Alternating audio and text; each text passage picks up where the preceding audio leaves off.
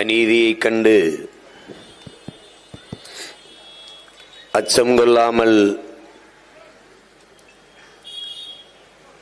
துணிந்து எதிர்த்து நின்று போராடுகிறவன் எவனோ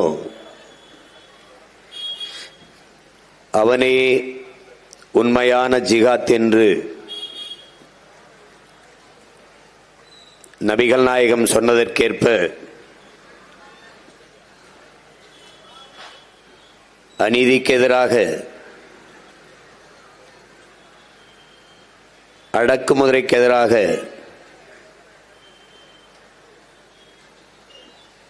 மதவாத சக்திகளுக்கு எதிராக போராடி தன் இன்னுயிரை ஈந்த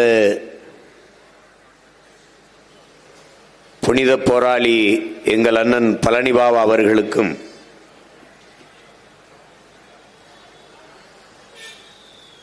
ஈழத்தாயகத்தில் நம்முயிர் சொந்தங்கள் கொன்றொழிக்கப்பட்ட போது சகித்துக் கொண்டிருக்க முடியாமல் நமக்கெல்லாம் உணர்வு சூடேற்ற தன் உடலிலே நெருப்பை கொட்டி வீரச்சாவை தழுவிக்கொண்ட வீர தமிழ் மகன் முத்துக்குமார் அவர்களுக்கும் என்னுடைய வீர வணக்கத்தை செலுத்துகிறேன்.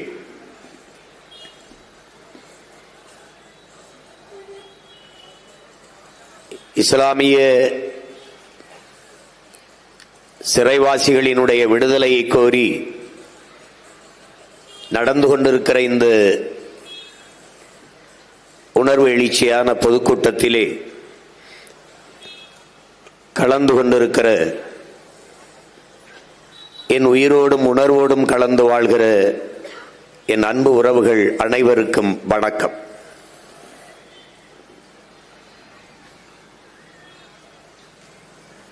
இங்கே பேசிய என்னுடைய அண்ணன் தடா ரஹீம் அவர்களோட குறிப்பிட்டார்கள், நாங்கள் இந்த கூட்டத்தை நடத்துவது தேர்தல் நேரத்தில் என் மக்களினுடைய வாக்கை பெறுவதற்கு என்று. எல்லோரும் கேள்வி எழுப்புகிறார்கள், கேலி பேசுகிறார்கள் என்று பதிவு செய்தார்கள். அல்லாஹ் மீது ஆணையிட்டு உங்கள் பிள்ளைகள் சொல்கிறோம், நாங்கள் உங்கள் வாக்குக்கானவர்கள் அல்ல, உங்கள் வாழ்க்கைக்கானவர்கள். நாங்கள் உங்கள் ஓட்டுக்கானவர்கள் அல்ல, இந்த நாட்டுக்கானவர்கள். நாங்கள் ரம்ஜான் பெருநாளிலே நீங்கள் கொடுக்கிற என் சொந்தங்கள் தருகிற உணவுக்கானவர்கள் அல்ல, உங்கள் உணர்வுக்கானவர்கள், உங்கள் உரிமைக்கானவர்கள், உங்களுக்கு உயிரானவர்கள் என்பதை நீங்கள் உணர்ந்தால் போதும்.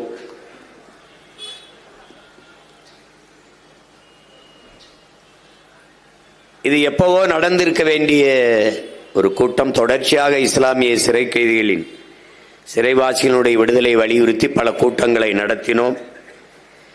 அதிலே எண்ணற்ற நெருக்கடிகளை ஆட்சியாளர்கள் தந்தார்கள். அதிலே தொடர்ந்து ஒவ்வொரு மாவட்டமாக நடத்தி நெல்லையிலே பாளையங்கோட்டையில், அதை மேலப்பாளையத்திலே நடத்தப் போகும்போது அனுமதியை மறுத்தார்கள், தடை விதித்தார்கள். அதற்கு காரணம் சொன்னார்கள், RSSம் கூட்டத்திற்கு நேரம் கேட்கும் என்றார்கள். அவர்களுக்கும் கொடுங்கள், எங்களுக்கும் கொடுங்கள் என்று கூட நாங்கள் வாதிட்டோம். ஆனால் அது தொடர்ச்சியாக மறுத்து விட்டார்கள். அப்போது எங்களுடைய அழுத்தத்திற்காக போடப்பட்டதான் ஆதிநாதன் குழு என்பதை அறிவார்ந்த தமிழ் சமூக மக்கள் அறிவீர்கள்.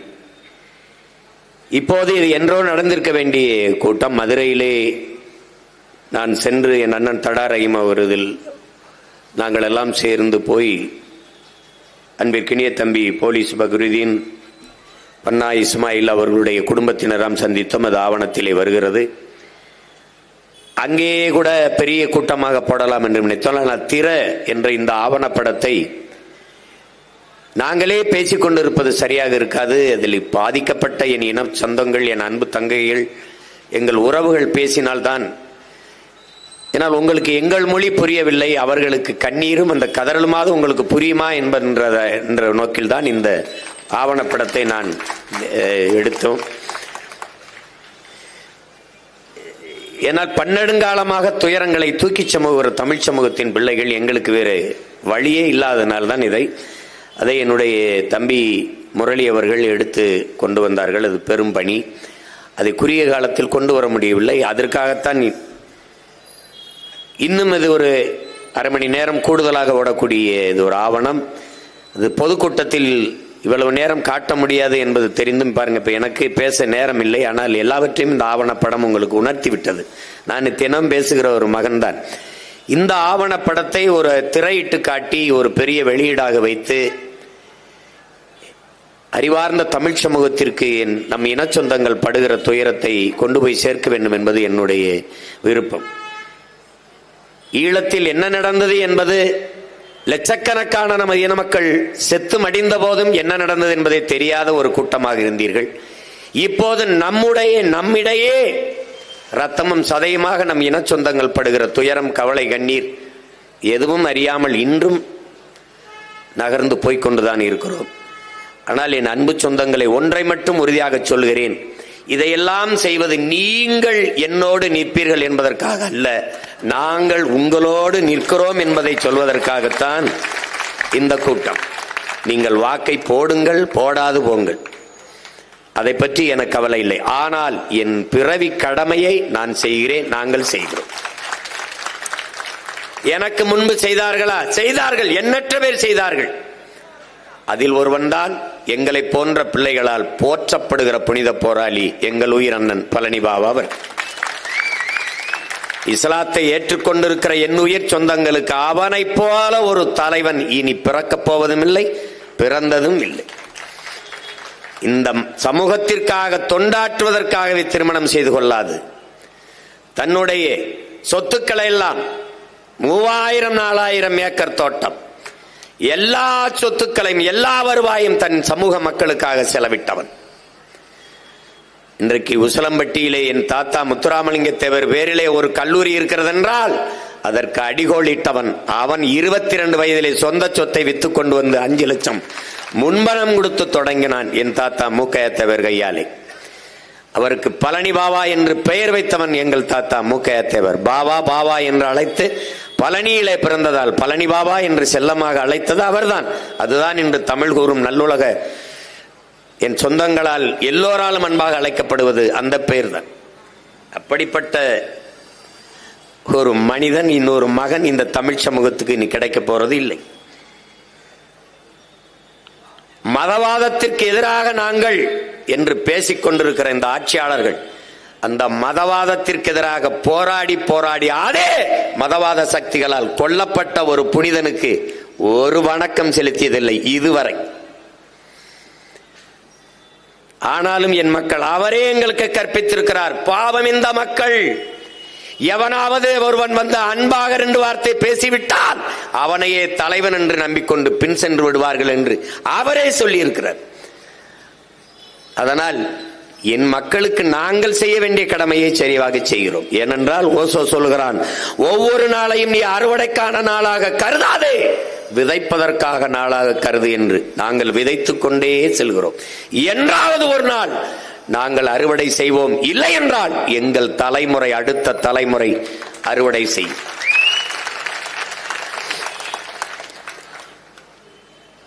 அறிவார்ந்த தமிழ் சமூக மக்களே, என்னரும் பெற்றோர்களே, என் உயிரினும் இனிய உடன் பிறந்தார்களே, இங்கே தமிழர்கள் என்றாலே ஒரு கொடுமையானவர்கள், பயங்கரவாதிகள், தீவிரவாதிகள் என்ற பார்க்கிற போக்கு இங்கே இருக்கிறது. இப்ப என்னுடைய கடவுச்சீட்டு 14 ஆண்டுகளாக ஏன் முடக்கி வைக்கப்பட்டிருக்கிறது? நீதிமன்றம் கொடு என்று சொன்ன பிறகும் ஏன் இந்த அரசு கொடுக்க மறுக்கிறது? காரணம் என்ன? நாங்கள் தமிழர்கள், நான் தமிழன்.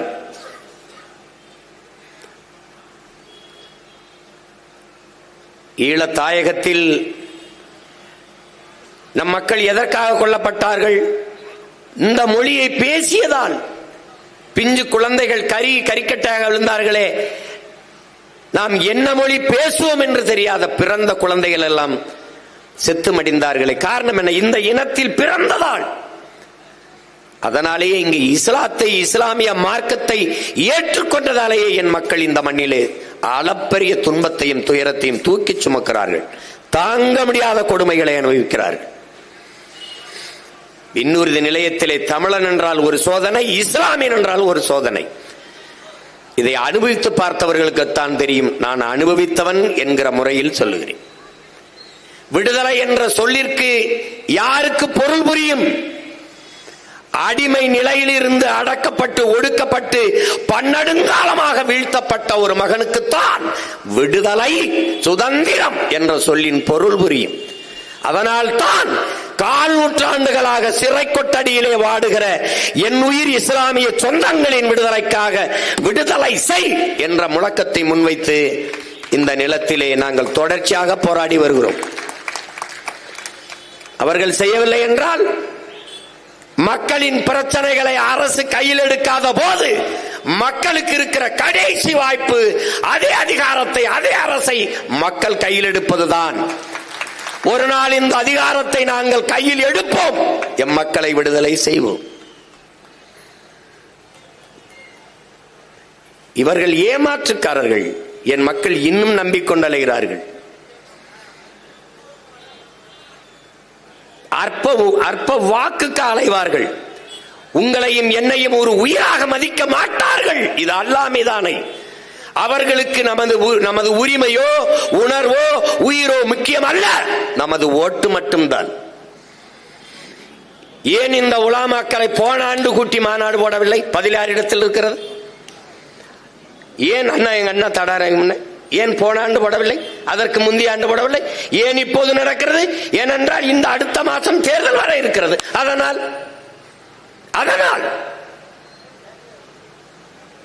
போன ஆண்டு பொங்கலுக்கு ஏன் 1000 ரூபாய் கொடுக்கவில்லை? இப்போது 3000 ஏன் கொடுக்கிறார்கள்? அடுத்த மாதம் தேர்தல். போன ஆண்டு படிக்கிற மாணவர்களுக்கு எதற்காக மடிக்கணி கொடுக்கவில்லை? இந்த ஆண்டு ஏன் அடுத்த மாதம் தேர்தல்? இவர்கள் கட்சி அரசியல், தேர்தல் அரசியல் செய்வார்கள். உங்கள் பிள்ளைகள் நாங்கள் மட்டும்தான் மக்களுக்கான அரசியல், மக்கள் அரசியல் செய்வோம். அவர்கள் செய்தி அரசியல், விளம்பர அரசியல் செய்வார்கள். உங்கள் பிள்ளைகள் நாங்கள் தான் செயல் அரசியல், சேவை அரசியல் செய்வோம்.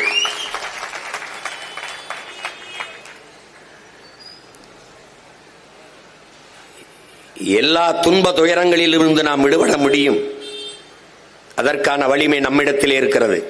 ஆனால் அறிவார்ந்த என் தமிழ் சமூக மக்கள், என்னிலும் இளைய என் தம்பி தங்கைகள் புரிந்து கொள்ள வேண்டும். உண்மையிலேயே இவர்கள் சொல்வது போல நாம் சிறுபான்மையினரா? சிறுபான்மையினர் என்றால் எப்படி, எதை வைத்து சிறுபான்மை?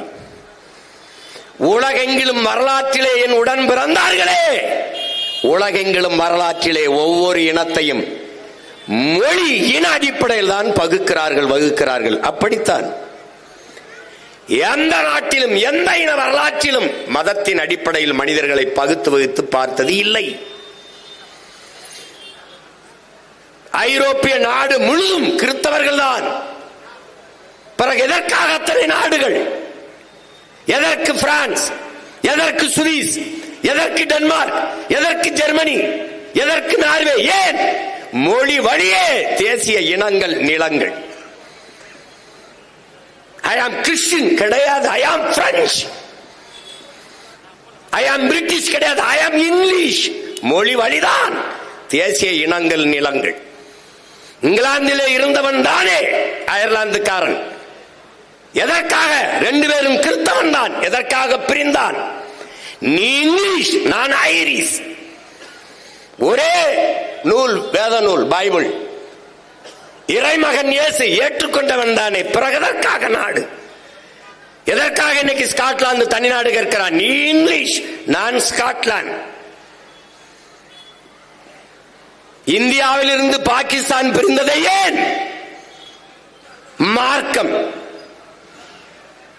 இஸ்லாம், அதற்கு தனி நாடு. அதுவும் கூட முகமது அலி ஜின்னா கேட்டிருக்க மாட்டார். நாட்டு விடுதலைக்காக எல்லோரும் இணைந்து போராடி கொண்டிருக்கிற போது, மதம், சாதி, மொழி பாகுபாடின்றி இந்தியர்கள் என்று போராடி கொண்டிருக்கும் போது, பொது மேடையிலே ஒரு முறைக்கு இருமுறை காந்தியடிகள் அவர்கள் ஜின்னா அவர்களை பார்த்து, இந்த நம்மோடு சிறுபான்மை மக்களின் தலைவர் ஜின்னாவும் இருக்கிறார் என்று சொல்லிவிட்டார். அந்த இடத்தில் நாம் எந்த பாகுபாடும் இல்லாது போராடி கொண்டிருக்கிறோம். இவன் 2 முறை நம்மை சிறுபான்மை மக்களின் தலைவர் என்று சொல்லிவிட்டாரே என்று அன்னைக்குத்தான் ஜின்னா சிந்திக்க தொடங்கினார். வெள்ளைக்காரன் ஆட்சி, அந்நியன் ஆட்சியில் இருக்கும் போதே இங்கே மத கலவரம், இந்து இஸ்லாம். அடுத்தவன் ஆட்சியிலேயே நம்மை அடிக்கிறான். அப்ப இவரிடத்திலே அதிகாரம் போனால் நம் மக்கள் பாதுகாப்பாக வாழ்வது கடினம் என்ற முடிவெடுத்த செப்பரேட் பாகிஸ்தான் என்ற முடிவில் உறுதியாக இருந்தால் முகமது அலி ஜின்னா 46 அடைய வேண்டிய விடுதலை ஜின்னாவால் தான் ஓராண்டு தாமதமாச்சு. யார் போய் பேச போனாலும் மவுண்ட் பேட்டன் ஜின்னாவை சமாதானப்படுத்தி, ஜின்னாவை கன்வின்ஸ் பண்ணிட்டு வா, ஜின்னாவை சரி பண்ணிட்டு வா, அவர் தனி பாகிஸ்தான், அதை தவிர வேற தீர்வில்லை என்று உறுதியாக இருந்ததால் ஒரு நாள் முன்னாடி பாகிஸ்தான் விடுதலை அடைந்து போனது. அங்கே போன பிறகு ஒரே மார்க்கம், ஒரே இறை, ஏக இறைவன் அல்லாஹ், ஒரே நூல், நபிகளின் மொழி குர்ஆன், ஒரே வழி, நபிகளின் வழி. பிறகு எதற்கு பங்களாதேஷ்? ஜின்னா சொல்கிறார் உருது ஆட்சி மொழி என்றார். டாக்கா பல்கலைக்கழகத்திலே படித்துக் கொண்டிருந்த மாணவர்கள், முஜிபுர் ரஹ்மானும் அவருடைய நண்பர்களும் என் தாய்மொழி வங்க மொழி என்னானது என்றான். கலவரம். ஒரே மார்க்கம், ஒரே இறை, ஒரே வழி, நபிகளின் மொழி வழி. ஆனால் நீ உருது, நான் வங்காளி. இதாண்டா நான் இஸ்லாத்தை ஏற்று இருக்கிறேன். அவன் அரேபியன், அவன் உருது, அவன் வங்காளி, அவன் மலையாளி, அவன் தெலுங்கன், அவன் குஜராத்தி, அவன் பீகாரி, நான் தமிழன். தாண்டா கோட்பாடு. உலகெங்கிலும், எனக்கும் உனக்கும் இல்ல, உலகெங்கிலும் வரலாற்றின் வழி இதுதான். இந்தியா இத்தனை மாநிலங்கள் பிரிக்கப்பட்டிருக்கிறது, 29 மாநிலம். எந்த மாநிலம் சாதிக்காக, மதத்துக்காக பிரிக்கப்பட்டதின் உடன் பிறந்தார்களே? மொழி வழியே தேசிய இனங்கள், நிலங்கள். நாங்கள் தமிழர்கள், தமிழ்நாடு. அவர்கள் மலையாளிகள், கேரளா.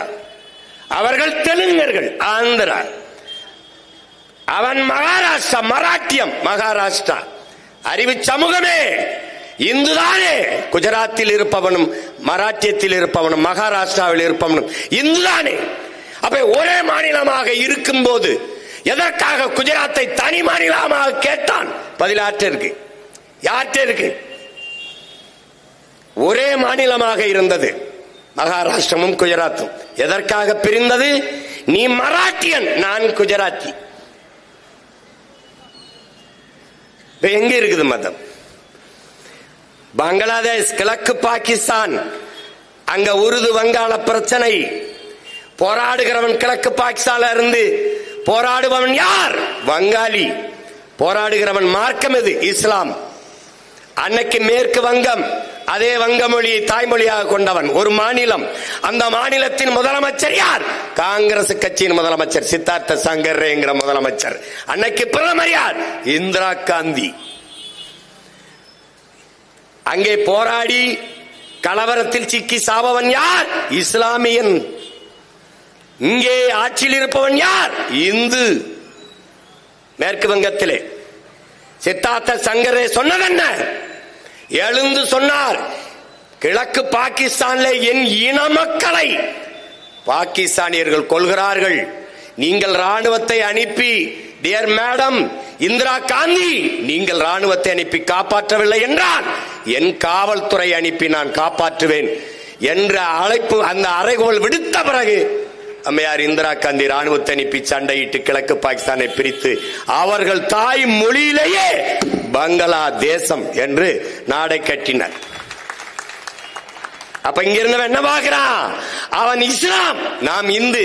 செத்தால் நமக்கன் என்று நினைக்கவில்லை. அடிபட்டவன் என் இனத்தான் என்று எண்ணினான். அப்படித்தான் சிறையில் இருப்பவன் சீமான் இனத்தான். அதனால இங்க நிற்கிறான்.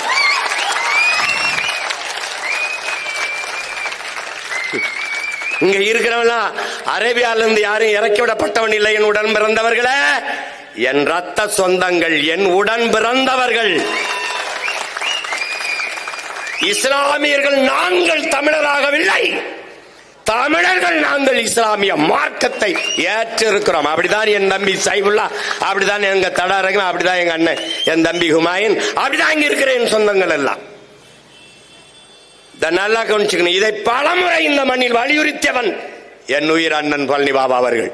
நான் இங்குதான் இருந்தேன், மார்க்கம்தான் என்னிடத்தில் வந்தது. ஏன் இஸ்லாம் not a religion, it's a revolution. ஏன் ரெவல்யூஷன்?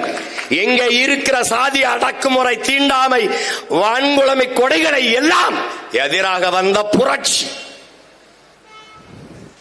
எல்லா சமயங்களிலும் ஏற்றதாலும் இருக்கிறது, சாதி இருக்கிறது.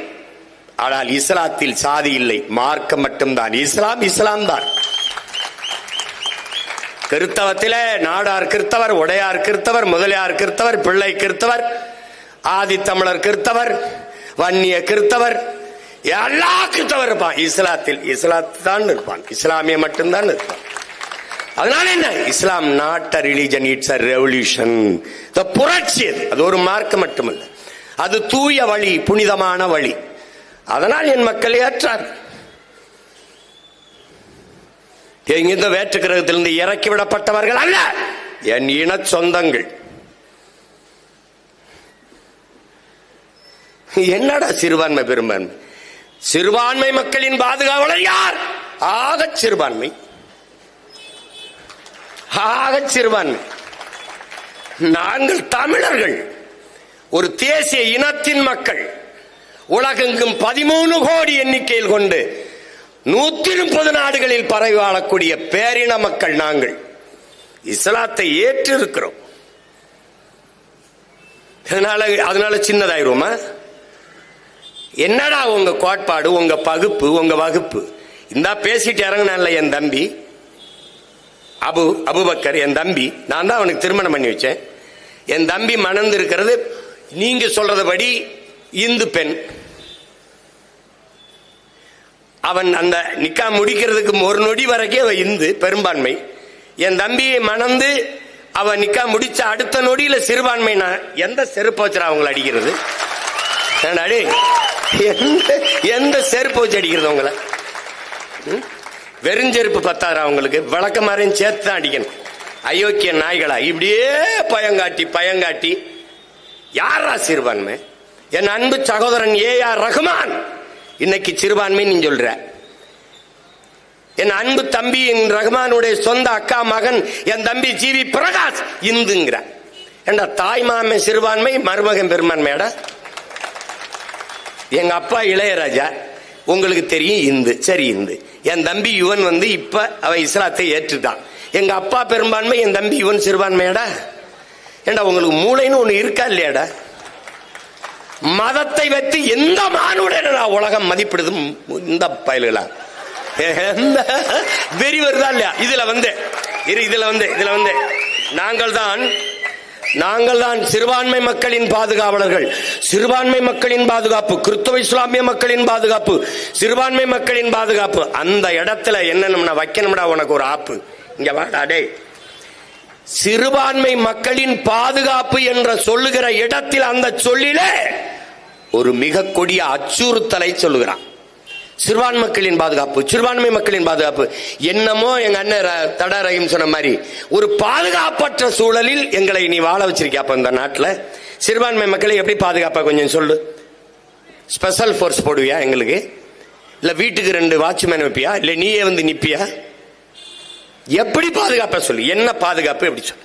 சிறுபான்மை மக்களின் பாதுகாப்பு என்பது என்ன? எப்படி? இப்ப என் தம்பி தங்கச்சி எல்லாம் போகும்போது கூட 2 போலீஸ் கூடவே அனுப்பியா? சிறுபான்மை மக்கள் பாதுகாப்பு பைத்தியம். ஒட்டுமொத்த நாட்டு மக்களின் நாட்டு பாதுகாப்பு, ஒட்டுமொத்த நாட்டு மக்களின் பாதுகாப்பு தான் இங்க இருக்கிற கிறிஸ்தவர், இஸ்லாமியர், இந்து, சீக்கியர், பௌத்தர் எல்லாருக்குமான பாதுகாப்பு. அதுல என்ன தனியா சிறுபான்மை மக்களின் பாதுகாப்பு, சிறுபான்மை மக்களின் அந்த சொல்லிலே நீ அச்சுறுத்துகிறாய். ஏதோ பிரச்சனை இருக்கு போல இருக்கு, ஏதோ ஆபத்து இருக்கு போல இருக்குன்னு. தம்பி, நீ சிறுபான்மை மக்களின் பாதுகாப்பு இல்ல, இங்க இருக்கிற கிறிஸ்தவ இஸ்லாமிய மக்கள் தான் தொடர்ச்சியாக உனக்கு வாக்கு செலுத்தி பாதுகாத்து வச்சிருக்கான். இவர் 3.5 விழுக்காடு கொடுப்பாரு, 3.5. இப்ப 5 விழுக்காடு. நீ உட்கார்ந்து இருக்கிற இடம் யாருது? எங்களுக்கு இடஒதுக்கீடு அப்புறம் கொடு. நீங்க இருக்கிற இடத்தை கொடுத்தது யாரு உங்களுக்கு? அது யாரு? அது என் ஆத்தால அப்பனும் கொடுத்தது. நீ உட்கார்ந்து இருக்கிற இடம். சும்மா போற போக்குல 3 கொடுக்கறது. ஏன் போன ஆண்டு கொடுக்கறது இந்த 5? அதுக்கு முந்தின ஆண்டு இப்பதான் இறங்கியிருக்கானா இஸ்லாமியம் புறான் வேற கிரகத்தில் இருந்து. ஏய், இது ஒண்ணுக்காவது அல்லா மேல ஆணையா சொல்றா, உங்களை ஒழிப்பேன்டா, நான் உங்களை ஒழிப்பேன். இது ஒண்ணுக்காவது ஒழிப்பேன் நான். இந்த காலங்காலமா என் மக்களை வஞ்சித்து வஞ்சித்து ஏமாத்தி, இந்த பயங்காட்டி இந்த வாக்கை பறிச்சு வசதியா கொளுத்து இந்த அதிகாரத்தில் இருந்து எங்களை வஞ்சித்து வீழ்த்தாவாரா, இதுக்காவது உங்களை ஒழிப்பேன். இதே வேலை ஒரு பயங்காட்டுறது. அருமை பெருமக்களே, உண்மையிலேயே நீங்கள் மான தமிழ் மக்கள், வீர தமிழ் மக்கள். நான் ஒண்ணு உங்களுக்கு சொல்லுவேன், பழனி பாபா என்கிறவன் நம்ம உடன் பிறந்தவன், ஒரு வீர மறவன் நம்மில் தோன்றிருக்காங்கிறது உண்மை. நான் உங்களுக்கு சொல்றேன். திமுக தான் இஸ்லாமிய கிறிஸ்தவ மக்களுக்கு பாதுகாப்புனா, அப்ப அல்லாஹ் நமக்கு பாதுகாப்பு இல்லையா? அப்ப இயேசு நமக்கு பாதுகாப்பு இல்லையா? இந்த கருணாநிதியும் அவர் மகனும் இந்த உதயநிதி தம்பியும் தான் உங்களுக்கு பாதுகாப்பா? அப்ப அல்லாஹ் பாதுகாக்க மாட்டாப்ல, அவர் பாதுகாக்க மாட்டாரு. உலகத்தையே பாதுகாக்கிற அல்லாஹ் உங்களை பாதுகாக்க மாட்டாரு. இவங்க தான் பாதுகாக்கணும். அப்படிதானே? சொல்லுங்க. எப்படி? நீ நடக்கும்போது உன் முன் நடக்கிறேன் என்று இயேசு சொன்னது பொய். எப்ப உங்களுக்கு முன்னாடி இயேசு போகல, ஸ்டாலின் தான் போறாப்ல. எப்படி எப்படி எப்படி எடுத்துக்கிறது? இத எப்படி எடுத்துக்கிறது பாருங்க. ஐய, நான் உங்கள்கிட்ட சொல்லுவேன், எனக்கு நீங்க தயவு செய்து ஓட்டு போட்டுறாதீங்க. உங்களை கெஞ்சி கேட்கிறேன், போட்டுறாதீங்க. எவன் நான் வீர மகன், வீர தமிழன், நான் போர் மரபினன். சார்லஸ் டார்வின் சொல்றான், சர்வைவல் ஆஃப் ஃபிட்டஸ்ட், தகுதி உள்ளவை தப்பி பிழைக்கும்ங்கிறான். தன்னை தற்காத்துக் கொள்ளக்கூட முடியாதவன் வாழ்வதில் அர்த்தம் இல்லைங்கிறான்.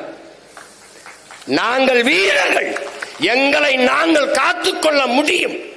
இது என் நாடு, என் நிலம், என் மண், என் உரிமை என்று எண்ணுகிறவன் எவனோ, நாங்கள் தமிழர்கள், அதிலும் வீரர்கள், மானத்திற்காக உயிரை விட்ட மறவர்கள் என்று எண்ணுகிறவன் எவனோ, வீர பரம்பரையில் நான் வந்தவன் என்று நிமிர்கிறவன் எவனோ, அவன் எனக்கு ஓட்டு போட்டா போதும். அங்க ஐயோ அது திமுக தான் எங்களை பாதுகாக்கும், அது ஐயா ஸ்டாலின் தம்பி உதயநிதி அவங்க தான் எங்களை காப்பாற்றணும்னு நினைக்கிற கோழைகள் போட்டுறாதி, தயவு செய்து போட்டுறாதி. ஒருத்தன் சொல்ல முடியுதா இந்த நாட்டில் வராது, பிஜேபி வளராது, வளர விட மாட்டோம் என்று சொல்ல முடியுதா? ஐயா ஸ்டாலின் எல்லாம் வந்துருவான். ஒரு வாயில் காவலன் போடுற, நீ வாட்ச்மேன் போடுற, அம்மா நீங்க போய் படுங்கம்மா நான் பாத்துக்கிறேன்னு சொல்லணும். அவன் அதை விட்டு அம்மா கதவை பூட்டிக்கிறங்கம்மா, 2-3 தாப்பா போட்டுக்கிறங்கம்மா, அம்மா ஜன்னல் நல்லா பூட்டிக்கிறங்கம்மா, அம்மா அடைச்சிக்கிறங்கம்மா, அம்மா தட்டி பாத்துக்கிறங்கம்மா, நீங்க உள்ள போனோன்னா நான் தூங்கிடுறேம்மா. கோழைகளை போய் அதிகாரத்தில் உட்கார வச்சு காலங்காலமாக இப்படி ஏமாந்து கேவலம் இது. இன்னும் அவன் சொல்றதுக்கெல்லாம் நீ நம்பிக்கிட்டு இருக்க சிறுபான்மைன்னு. ஒரு தடவை கூப்பிட்டு எப்படி சிறுபான்மை? சரி, நான் சிறுபான்மை இஸ்லாம், நான் சிறுபான்மை கிறிஸ்தவன், மதத்தின் பேரால் நான் சிறுபான்மை, நீ பெரும்பான்மை. எதன் பொருட்டு? எந்த அடிப்படையில் நீ பெரும்பான்மை? எந்த அடிப்படையில்? மதத்தின் அடிப்படையில். எந்த மதம்? இந்து மதம். அப்போது நீ மதவாதத்துக்கு எதிரானவன் என்று பேசியது எவ்வளவு பெரிய ஏமாற்று, எவ்வளவு பெரிய ஏமாற்று. இப்ப மதமாகத்தான் எங்களை பார்க்கிற, மனுஷனா கூட பார்க்கல. எப்படி கேவலம்.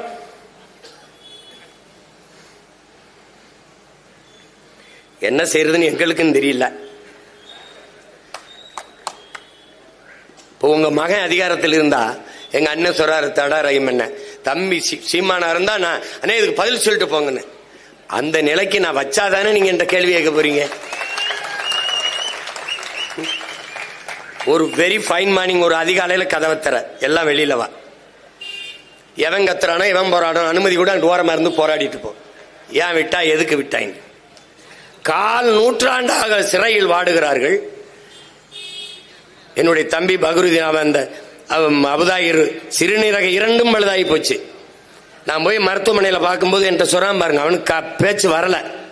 அப்ப கிட்ட போய் நான் கேட்கிறேன், அவன் மருத்துவமனையில் இறந்துட்டாப்ல, அந்த உயிர் 2 சிறுநீரகம் இயங்கல, உடல் சுத்தமா நலிவிட்டு போச்சு, மரணத்தை நெருங்கிட்டான். அப்பவாவது அவனை விடுதலை செஞ்சு வீட்டில் போய் அவன் உயிர் போறதுக்கு அனுமதிக்கல. அவன் மவுத்து அங்க நடக்கல. இந்த கோர உள்ளம் கொண்டவன் நல்லது செய்வான்னு நம்பிட்டு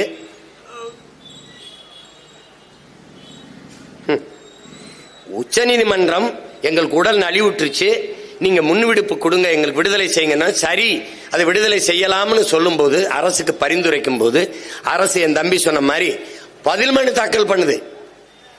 எந்த மனநிலையில் உள்ளே சென்றார்களோ அதே மனநிலையில் தான் இன்னும் இருக்கிறார்கள். வெளியில வந்தால் இங்கே இருக்கிற இந்து மத தலைவர்களுக்கு உயிருக்கு ஆபத்து என்று யார் சொல்றா? இதே இஸ்லாமிய மக்கள், சிறுபான்மை மக்களின் பாதுகாவலர் அரசு தான் சொல்லுது.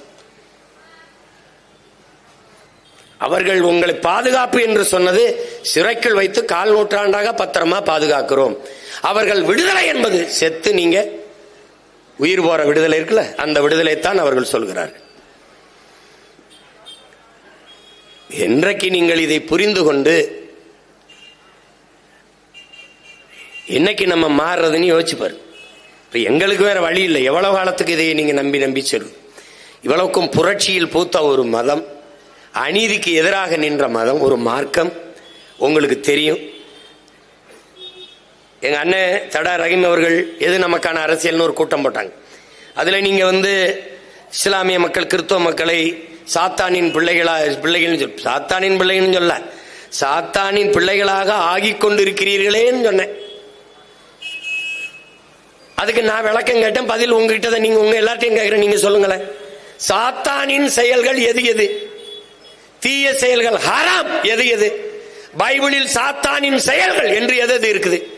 சாத்தானின் செயல்கள், தீய செயல்கள் என்று எது குர்ஆன்ல இருக்கு? அதை எல்லாம் இந்த கட்சிகள், ஆட்சிகள் செய்யுதா இல்லையா? அதான் என் கேள்வி. இருக்குதா இல்லையா? மதுக்கடையை திறந்து வச்சு பல லட்சக்கணக்கான பெண்களின் வாழ்க்கையை, தாலி அறுத்து வாழ்க்கையை, பல கோடிக்கணக்கான பல லட்சக்கணக்கான உயிர்களை பறிப்பது ஹராமா இல்லையா? சாத்தானின் செயலையா இல்லையா? சொல்லுங்க.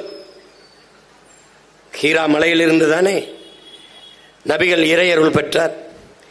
அந்த மலையை வெட்டி கல்குவாரின் கொண்டு போறான். 1000 பிரசங்கங்களை, மலை பிரசங்கங்களை சென்றார் இறைமகன் இயேசு. அந்த மலையை வெட்டி கொண்டு போறான். குன்றிருக்கும் இடமெல்லாம் குமரன் இருக்கும் இடமெல்லாம் அந்த மலையை தான் குவாரி மலை மணல்னு நொறுக்கி கொண்டு போறான். ஏன் நீங்க கேட்கல? அது சாத்தானின் செயல் இல்லை. மணலை அள்ளி விற்பது, மலையை நொறுக்கி விற்பது, காடுகளை வெட்டி அழிப்பது, நீரை உறிஞ்சி விற்பது. ஒரு நீர் மனித உயிர்களுக்கு மட்டுமானதா? உலக உயிர்களுக்கு இல்லையா? காக்கைக்கு இல்லையா? கொக்குக்கு இல்லையா? குருவிக்கு இல்லையா? புல்லுக்கு இல்லையா? பூண்டுக்கு இல்லையா? எல்லாவற்றுக்குமான அந்த உயிர் பாலை உறிஞ்சி விற்கிறானே, இதை அனுமதிக்கிறானே, இது ஹராமா இல்லையா? சாராயம் குடிச்சு செத்தவனுக்கு 10 லட்சம் கொடுக்குற அரசு, இது ஹராமா இல்லையா? நாட்டு பாதுகாப்புக்கு செத்து வந்த ராணுவ வீரனை பார்க்கவே போகலையே அரசு, இது குற்றமா இல்லையா? பிள்ளைகள் படிக்கிற பள்ளிக்கூடத்தை கட்ட துப்புள்ளாத அரசு 100 கோடிக்கு சமாதி கட்டி, புதகுழிய கட்டி, குளிரூட்டி போட்டிருக்க, இது ஹராமா இல்லையா? என் மக்கள் ஆக்கிரமித்தாவிட்டார்கள் என்று புதுக்கோட்டையில அறந்தாங்கிலே வீட்டை இடிக்குதே, 500 வீட்டை. அதிராம்பட்டினத்திலே இடிக்குதே. அப்ப உலக புகழ்பெற்ற 2வது கடற்கரையை ஆக்கிரமிச்சு சமாதி கட்டியிருக்கே, இது கடற்கரை ஆக்கிரமிப்பு இல்லையா? அதை அவன் இடிப்பான், இவன் இடிப்பான், வருவான் இடிப்பான். இது ஆக்கிரமிப்பு இல்லையா? இது ஹராம் இல்லையா? ஊழல் லஞ்சத்தில் ஊறி திளைக்கிறார்களே, ஊழல் லஞ்சம் பெறுபவனின் மீது இறைவனின் சாபம் உண்டாவதாக என்று நபிகள் சபிக்கிறார்களே. நீங்கள் ஊழல் லஞ்சம் பெறுகிறீர்கள் என்று சொல்லவில்லை, ஆனால் செய்கிறவர்களுக்கு துணை நிற்கிறீர்களே, அந்த சாபம் உங்களுக்கு படருமா இல்லையா? வருமா இல்லையா? இவர்கள் ஊழல் லஞ்சம் ஊறி திளைக்கிறார்களா இல்லையா? திளைக்கிறார்களே இல்லையா? கொலை கொள்ளை இந்த நாட்டில் தினந்தோறும் நடக்குதா இல்லையா? சகிக்க முடியாத ஹராம் இதை தொடர்ந்து செய்கிற அதிகாரத்திற்கு நீங்கள் வாக்கு செலுத்தி வலிமை கொடுத்தால் சாத்தானுக்கு செய்கிற சேவையா இல்லையா? இது எப்படி? இதுதான் அநீதியை கண்டு அச்சம் இல்லாம எதிர்க்கிறதா? வாக்குக்கு காசு கொடுக்கிற, ஓட்டுக்கு காசு கொடுக்கிற இடத்திலே ஊழல் லஞ்சத்திற்கான விதை ஊண்டப்படுகிறது என்பது நீங்கள் உணராததா? ஒரு தொகுதிக்கு 30 கோடி 20 கோடி முதலீடு செய்பவன் 300 கோடி சம்பாதித்துக் கொள்ளலாம் என்கிற முடிவில் இல்லையா? அது முதலீடா இல்லையா? ஒரு முதலீடு செய்கிற முதலாளி மக்களுக்கு சேவை செய்வானா? மக்களுக்கு சேவை செய்ய வேண்டும் என்ற என்ன இருக்குமா? லாப தேவை இருக்குமா? அறிவு சமூகம் சிந்திக்க வேண்டாமா? இதே சேப்பாக்கம் தொகுதியில வீட்டுக்கு வீடு டிஃபன் கரியர், டிஃபன் பாக்ஸ் வருதா இல்லையா? ஹாட் பாக்ஸ் வருதா இல்லையா? எதுக்கு ஹாட் பாக்ஸ் இருக்கு? எதை போட்டு மூடுறது? எதை வச்சு மூடுறது? எதை வச்சு?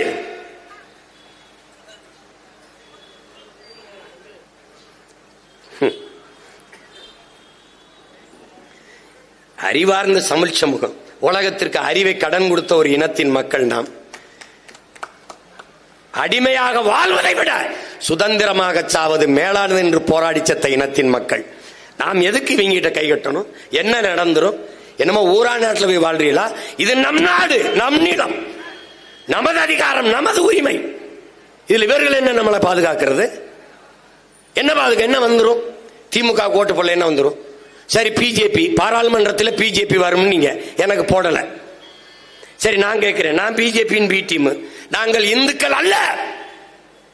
நாங்கள் இந்துக்களாக இருந்தோமா, இந்துக்களாக ஆக்கப்பட்டோமா? இந்த கேள்வியை இந்தியாவிலே எழுப்பின ஒரே மகன் நான் தான். வரலாற்றின் வழி நின்று கேட்கிறேன், நாங்கள் இந்துக்களாக இருந்தோமா இல்ல இந்துக்களாக ஆக்கப்பட்டோமா? முதலாக இந்த நாட்டு மக்களை மதமாற்றம் செய்தவன் சர் வில்லியம் ஜோன்ஸ். அந்த அயோக்கிய பைய போட்ட கையெழுத்துல தான் நாங்கள் முருகனை வழிபடுகிற சைவர்கள், சிவனை வழிபடுகிற சிவசமயம், பெருமாளை வழிபடுகிற மாலியம், இதுதான் தமிழர் சமயங்கள். எங்களை அவன் சட்டப்படி இந்துனா ஆக்கினான். அவன் சீக்கியன், அவன் குருநானக் வழியில் நிற்கிற சீக்கியன், அவன் புத்தனை வழிபடுகிற பௌத்தன், அவன் சமணன். எல்லாரையும் சேர்த்தவன் எவன் பார்சியிலையோ, அவன் ஆங்கில இந்தியிலையோ, அவன் கிறிஸ்தவன்லையோ, இஸ்லாமிலையோ, அவனெல்லாம் இந்துன்னு போட்டான். அந்த கையெழுத்துல நாங்க இந்து ஆனோம், ஆக்கப்பட்டோம். நான் பிஜேபியின் பி டீம். 6 விழுக்காடு விழுக்காடு ஓட்டு வச்சிருக்கவனுக்கு எவ்வளவு பேரம் பேசுறேன்? 8.5 விழுக்காடு ஓட்டு வச்சிருக்கேன், எவ்வளவு பேசியிருப்பேன்? பல 100 கோடி தெருக்கோடியில் கூட நிக்கிறேன். உன் கோடி வேணாம், இந்த தெருவில் நிக்கிறேன். நான் பிஜேபி பி டீம். எங்க கட்சியில் 90 விழுக்காடு இந்துக்கள் தான் என்று சொல்ற ஐயா ஸ்டாலின், அவருக்கு பேர் என்ன? அவருக்கு பேர் என்ன? 90 விழுக்காடு இந்துக்கள் தான் என்று எத்தனை முறை பதிவு செஞ்சிருக்கிறார்? அவருக்கு பேர் என்ன? நான் ஏன் B team? DMK BJP A team, அதனால நான் பி டீம்.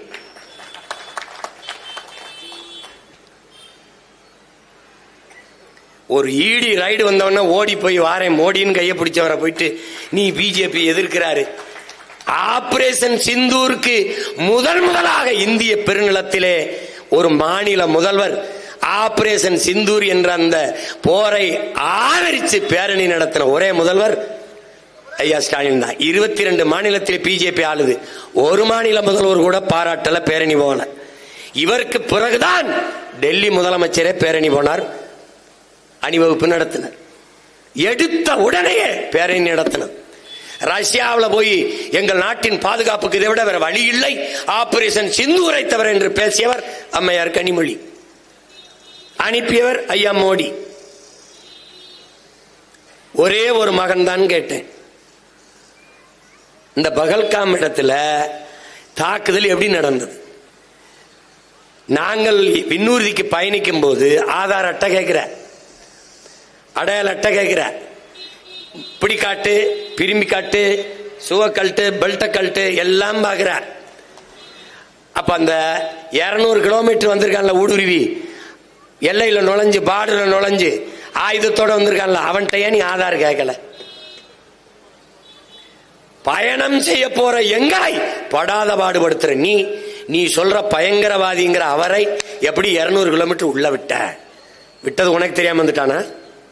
தாக்குதல் ஒரு சுற்றுலா தலத்தில் பாதுகாப்பு இல்லாமல் எப்படி வச்ச? எங்க அங்க ராணுவம்? காஷ்மீர் உனக்கு தெரியும், உணர்வுபூர்வமான பகுதி, சென்சிட்டிவ் ஒரு ஸ்டேட். அங்கேயும் ராணுவம் இல்ல, அங்கேயும் போலீஸ் இல்ல. சரி, வந்து சுட்டான், டம்னு சத்தம் கேட்டவனை ஏன் காவல்துறை வந்து குவியல, ராணுவம் வந்து குவியல? நான் கேட்டுக்கிட்டே இருக்கேன் பாருங்க, ஏதாவது பதில் இருக்கா பாருங்க. இருக்காது. சுட்டு அவன் காணொலி எடுத்து பேசி எல்லாம் தப்பிச்சு வெளியேற வரை ஒரு போலீஸ் கூட அங்க வரலையா? ஏன்? உனக்கு தெரியாம எதுவும் நடக்கல, இப்ப நடந்துருச்சு. அதற்கு பிறகு 10 நாள் கழிச்சு ஆபரேஷன் சிந்தூர்னு போறதோடுக்கு காரணம் என்ன? ஏன் அடுத்த நாளே அறிவிக்கல? ஏன் அடுத்த அரை மணி நேரத்தில் அறிவிக்கல? தப்பிச்சு போகும்போது ஏன் தடுத்தவனை பிடிக்கல, சுட்டு கொல்லல? ஏன் கொல்லல? ஆபரேஷன் சிந்தூர்னு 10 நாள் கழிச்சு அப்பாவி மக்கள் மீது போர் தொடுத்து பச்சிலம் குழந்தைகள் பெண்களை எல்லாம் கொண்டு குவிச்சு, இந்த தாக்குதலுக்கு அவனுக்கு ஏதாவது செத்தவனுக்கு ஏதாவது சம்பந்தம் இருக்கா? தாக்குதலில் ஈடுபட்டவனா செத்துருக்கானா, கொல்லப்பட்டிருக்கானா? இல்லை. இந்த போரைத்தான் ஆதரிச்சது உங்க திமுக அரசு. அப்ப சிந்து நதியை தடுக்கிறேன் என்று சொன்ன போது இந்திய பெருநிலத்திலே ஒரே ஒரு மகன் மட்டும்தான் எதிர்த்து பேசினேன். இந்த மகன் மட்டும்தான் பேசினேன். நதி என்பது மனிதர்களுக்கு மட்டுமானதல்ல, அது உலக உயிர்களின் உடைமையது, உலக உயிர்களின் பாய். என் தாயின் மார்பிலிருந்து எனக்கு பால், எனக்கு மட்டும். பூமி தாயின் மலை மார்பில் விருந்துகிற பால், அருவி பால், அது உலக உயிர்களுக்கு. அதை தடுக்க உலகத்தில் எந்த கொம்பனுக்கும் உரிமை கிடையாது. அதை ஏன் தடுக்கிற? இந்த தாக்குதலை சம்பந்தப்படாத பல லட்சக்கணக்கான விவசாயிகள் இருக்காங்க, பல லட்சக்கணக்கான மக்கள் இருக்காங்க, பலாயிரக்கணக்கான உயிரினங்களுக்கு, ஆடு மாடு மானு குயில் மயில் எல்லாம், அவற்றுக்கான நீர். அதை யார் தடுக்கிற உரிமை உனக்கு கொடுத்தது? ஒருத்தனும் கேட்கல, நான் மட்டும்தான் கேட்டேன். அப்படியானால் ஒன்று செய், தண்ணீரை விட்டுவிடு. தண்ணீர் குளிக்காமல் ஒரு வாரம் இருக்கலாம். பாகிஸ்தானுக்குள்ள போற காற்றை மறைச்சிரு, ஏன்னா சுவாசிக்காம இருக்க முடியாது. இந்தியாவிலிருந்து காத்து வராதா அப்படின்னு வேணா தடு அப்படின்னு. நீங்க திருப்பி மறுபடியும் திமுகவுக்கே போடுங்க, எங்களை தூக்கி சுடுகாட்டில் போடுங்க, போட்டு விட்டுருங்க. பெத்த பிள்ளைகளை தெருவில் நின்று கத்த விட்டு மறுபடியும் நீங்க போய் இன்னுமா உங்களுக்கு எது சரி தவறுன்னு தெரியல. என்னைக்கு நீங்க மாற போறீங்க சொல்லுங்க? என்னைக்கு, எந்த இடத்துக்கு மாற போறீங்க? எந்த இடத்துல மாற போறீங்க? இவர்கள் இன்றும் நான் சொல்லுவேன், இப்ப நேரம் ஆகி போச்சு, அதனால நிறைய பேச முடியாது. மீதெல்லாம் இந்த ஆவணப்படத்தை ஒரு நாள் வெளியிட்டு மிச்சத்தை எல்லாம் வச்சு அங்க நான் பேசிடுறேன். ஆனா ஒண்ணு மட்டும் நான் உறுதி சொல்றேன், நீங்கள் எங்களுக்கு வாக்கு தந்தாலும் தரவில்லை என்றாலும் நாங்கள் உறுதியாக ஒரு நாள் வெல்லுவோம். அன்னைக்கு நான் இந்த பாருங்க, நான் ஒரு சத்தியம் தருகிறேன், ஒரு சத்தியம் தருகிறேன். அன்னைக்கு வந்து இங்கே கண்ணீர் சிந்தி என் தங்கைகள், என் தங்கை முபின், என் தங்கையின் மட்டுமல்ல, இங்கே கண்ணீர் சிந்திய எல்லா என் தங்கையினுடைய கண்ணீரையும் இந்த அண்ணன் துடைப்பேன் என்கிற உறுதியை நான் தருகிறேன். எந்த மக்களின் பிரச்சனைக்கு நாங்கள் நிற்கவில்லை என்று சொல்லுங்கள். இஸ்லாமிய சொந்தங்களுக்கான பிரச்சனைக்கு நிற்கிறோம், அதிலே அவர்கள் வாக்கு. ஆசிரியர் பெருமக்களுக்கு, மருத்துவர்களுக்கு, செவிலியர்களுக்கு, வேளாண்குடி மக்களுக்கு, மீனவர்களுக்கு, துப்புரவு தொழிலாளர்களுக்கு, போக்குவரத்து தொழிலாளிகளின் பழைய ஓய்வூதியத்திற்கு யாருக்காக நிற்கவில்லை? எல்லாருக்காகவும் நிற்கிறோம். நீங்கள் தான் ஒரே ஒரு முறை கூட இந்த பிள்ளைகளுக்காக நிற்கவில்லை என்பதுதான் வரலாற்றில் பெருந்துயரம். எனவே என் அரும் சொந்தங்களே, என் உயிருக்கினிய என் உடன் பிறந்தார்களே, வருகிற தேர்தலை நாம் ஒரு மாறுதலாக பார்ப்போம், மாற்றத்திற்கான ஒரு தேர்தலாக பார்ப்போம். வருகிற 21ஆம் தேதி பிப்ரவரியில் திருச்சியிலே ஒரு மாநாடு, இது மாற்றத்தை விரும்பும் மக்களின் மாநாடு என்று. அது நம் இனத்தின் திருவிழா, எல்லோரும் கூடுவோம், தமிழ் பேரின பெருவிழா, வென்று வாகை சூடுவோம். நாம் நமக்கான அதிகாரத்தை நாம் நிறுவுவோம். அதிகாரம் மிக வலிமையானது என்கிறார் புரட்சியாளர் அண்ணல் அம்பேத்கர்.